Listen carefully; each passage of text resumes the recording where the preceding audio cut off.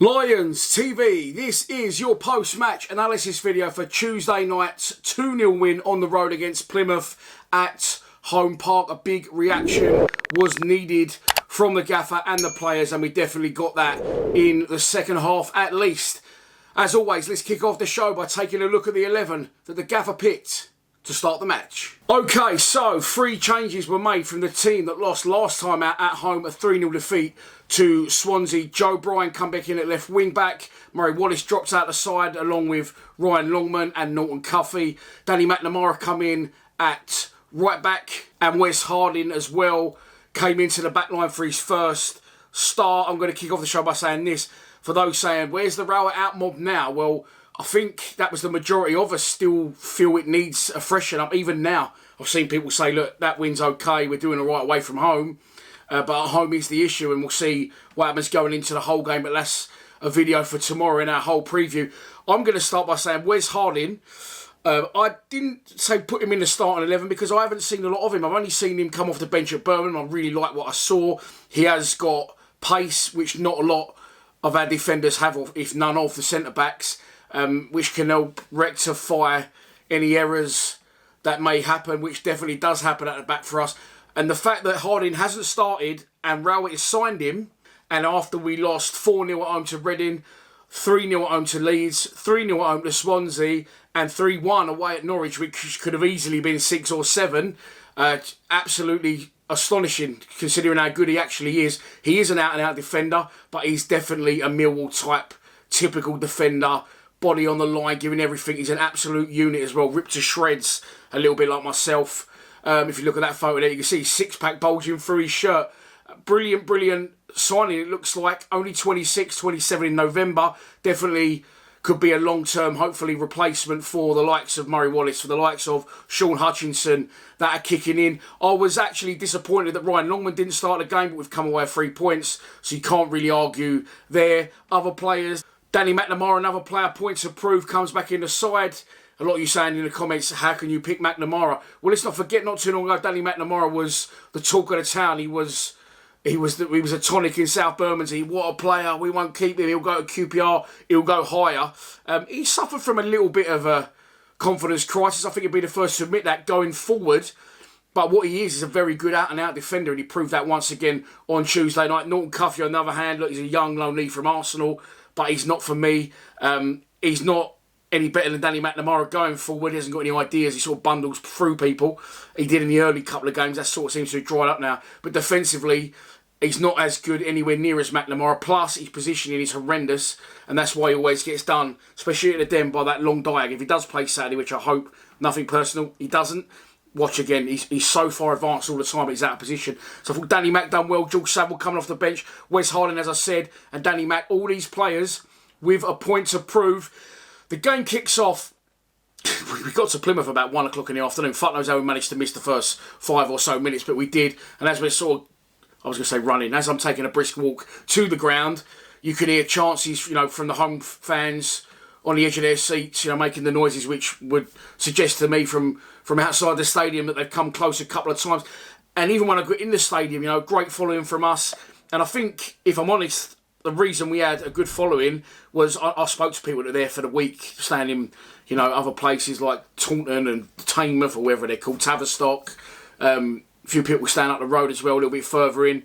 And I feel people used it as a little bit of a chance of a break. I feel if that was sort of a little bit closer to home, maybe not in a place like Plymouth, we may not have took the following we did. And as early as 10 minutes in, I'm standing there, and I mentioned it in my full-time reaction, which I did live, by the way. I thought I'd try something new, because when I go to these away grounds now, I can't take my laptop into the ground, etc. So if I come out of the ground and it's an evening kick-off and it's late, then by the time I get back to the hotel and upload the video, it's going to go out so late. I tried to do the full-time reaction. It worked really well for me in real time, watching it back, a little bit stuttery. Obviously, lots of people in the ground on their phones, etc.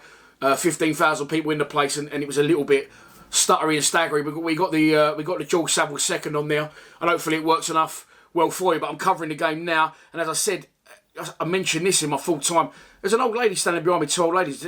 She was really knowledgeable, and there was a point after about 10 minutes. Casper Denor's got the ball, and obviously we're behind that goal, shooting, facing the way that Lions are shooting in the first half. And Denor's on the ball and he's jinking. The ball's just sat, stationary in front of him, and he's jinking left and right. He's looking in front of him, and there was just no movement at all. And the lady behind me just went nuts. And she was like, "What?" She said to me, "What is wrong with this team and this manager? Why can they not simply move? It is one of the absolute basics in football."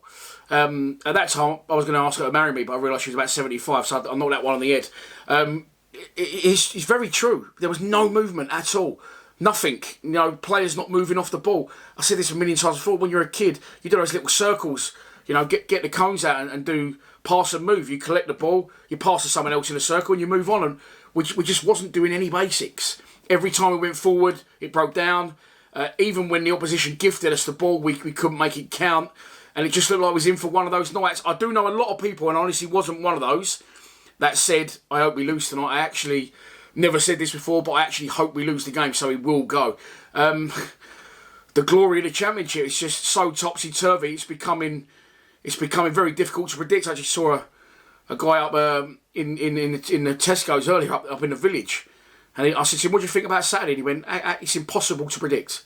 Impossible to predict." We are, however, a little bit better on the road than we are at home. And again, our away form's not too terrible. It's the Den that's the problem. 3 wins in our last 26. It definitely is not a fortress anymore. So it's going to be interesting going into Saturday. But as early as the 10th minute, people were chanting, "We want our Millwall back. Gary Rowett, your football is shit."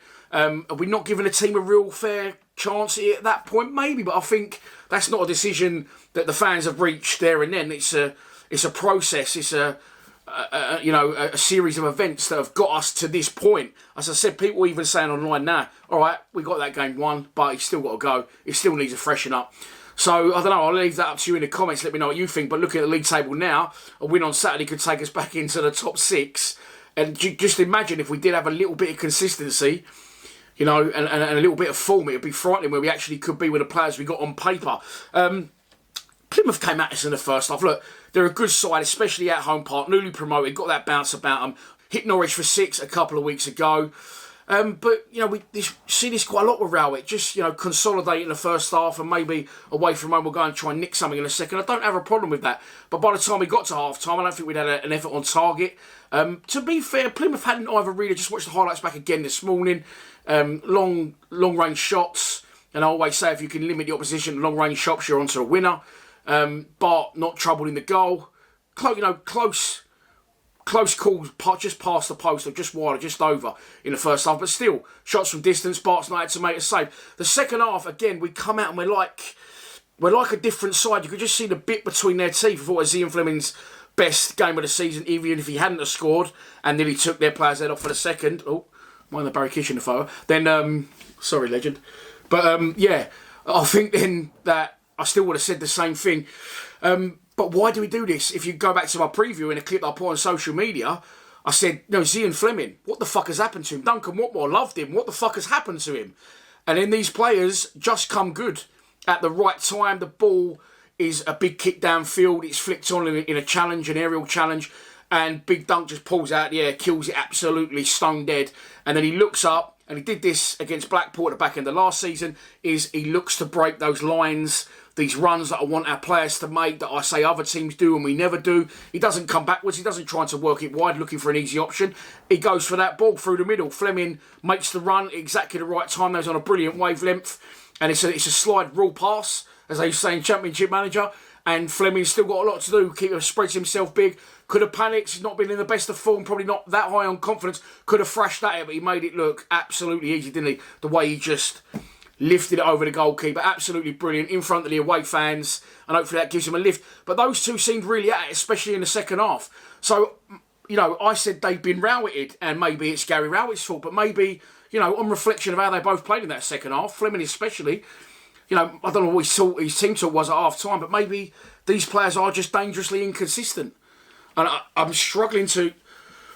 last week I said I'm struggling to get across how I'm feeling. Not in this case. I'm struggling to understand. I actually don't know what to say to you. As I sit here giving my opinions on a fan channel that's been running for nearly 8 years, and that's why you'll watch it, because I hope that you respect my opinions or like to argue with me, whatever.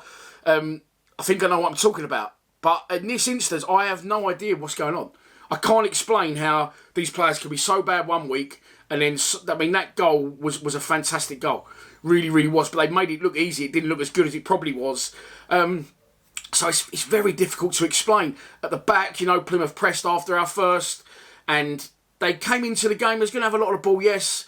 Egged on by their home crowd. I've mentioned, you know, good form, promoted, beat Norwich recently, do well at home park in general.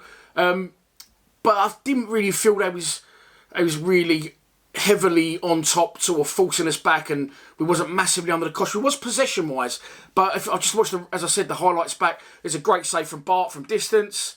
There was another one that wasn't on the highlights, it was straight at him, and he parries it up in the air again. But, you know, it wasn't goal-mouth clearances, you know, goal-line clearances, sorry.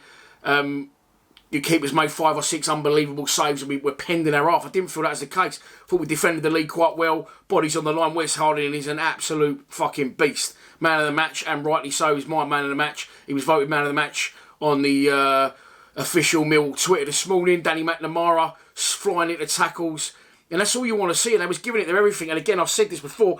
Even if Plymouth had have equalised at that point, I couldn't have really had too much complaints, or I wouldn't have been too upset and angry with the players, because you could see they was giving everything that they had. Substitutions were made, lots of them. You know, I still don't think Kevin Nisbet's fit, by the way, and Tom Bradshaw could be fit for Hull on Saturday, but we'll cover that tomorrow. But they kept coming, and, you know, we managed the game well. I remember Ryan Leonard getting the ball in the corner flag against his old club, protecting it really well. George Saville come on, definitely with a point to prove. I'm saying nothing. But I wanted him to start Saville, and I would like to see him start again against Hull. I'm still not having Alan Campbell. It doesn't do enough for me. But Saville flying into tackles in front of our fans, protecting our lead, blocking the ball, going up our end. And then, of course, we get the second. As we know, I like Schumacher, not the racing driver, the ex-racing driver. The Plymouth manager, Stephen Schumacher, he likes to play from the back. He's a good young manager. And there was a good side, but they just couldn't hit find a target when they needed to, or the final pass, or the final bit of quality, and they're knocking it around their back line after Saville or Leonard had protected our lead high up the pitch in that corner, as I said, and they're knocking it around the back, and I didn't even realise in real time. And I know in full-time reaction I said it was SA. I knew it wasn't, but, you know, obviously I was live and I only get one take at that. They're knocking it around their back line. Zian Fleming goes into their right back, arm up, elbow up. I mean, 30 years ago, probably it's not a foul. In this day and age, that's VAR. He's probably getting a red card. But I'm not complaining. We never get good decisions, and we finally got one there. Absolutely sticks one on their player's jaw, sends him flying, cuts in the area. Saville holds back. Of course, they got men up the pitch, Plymouth, they're exposed. And Fleming rolls it into Saville, and it's a fucking beautiful finish once again. Open up his body, left foot curler, and he celebrates in front of the away fans, and it just felt like a relief.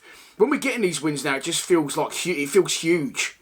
It feels huge. Some people say, "Come on, mate, it's Plymouth away," but I don't know. It just feels massively important. And you know, you can't argue with it. You can't argue with the league position. You can't argue with the result and the team's determination. And the, you know, we put together 2 moves in the second half, perfectly executed both of them, 2 really good finishes.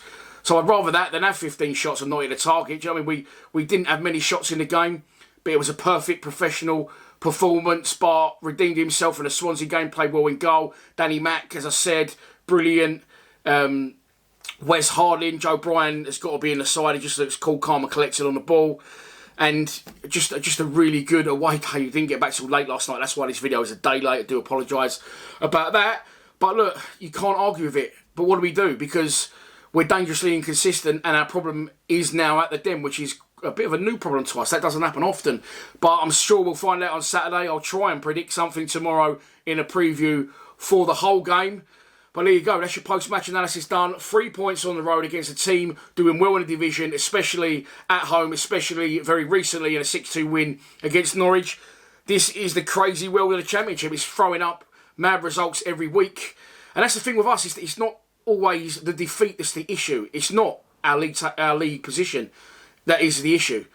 It's the way we play. It's the endeavour we don't show. It's the lack of ideas we don't have. But we got all of that in the second half. We got everything we want in the second half, but we can't seem to do it for 45 minutes in a row, let alone 2-3 games in a row. And if we found that level of consistency, as I said, win on Saturday, we're near enough to be back in the top 6. So you dread to think where we could be, but Saturday, I think he's made it even harder for himself now winning that game, because like Rowett likes to do where he he'll give us something when he really needs it. He really needs a victory, and we'll get it, which is fair play to him. I'm not criticising that. But then slowly but surely, as we sort of, we get back into the swing of that, he slowly takes it away again and goes back to the way he used to. I mean, he absolutely has to play Joe Bryan, Ryan Leonard, Danny McNamara for starters on the weekend. I'm disappointed that Longman didn't come into the side, but again, now where would he come into the side? You can't drop Fleming, you can't drop Watmore. So it's going to be interesting to see on Saturday, but as I said, Saturday is Saturday. I will do a preview for that tomorrow. The whole game. Hope you've enjoyed this post-match analysis. Please subscribe to Lions TV. Come on, you Lions.